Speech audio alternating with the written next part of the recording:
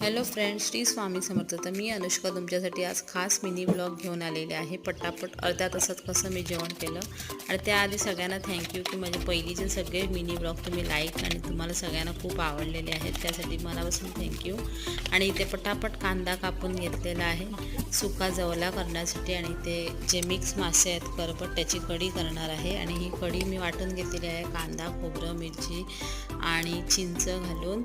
आणि ही कढ आल्यावर ह्याच्यामध्ये मासे घातले. कढी जी आहे मी ग्राइंडरमध्ये बारीक करून घेतली. इथे जवल्यासाठी कांदा, मिरची, ओली मिरची आणि लाल तिखट, हळद आणि जो जवला आहे खोबरं आणि कोथिंबीर घालणार आहे.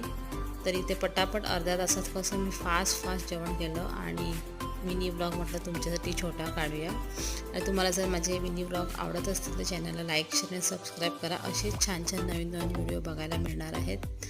धन्यवाद.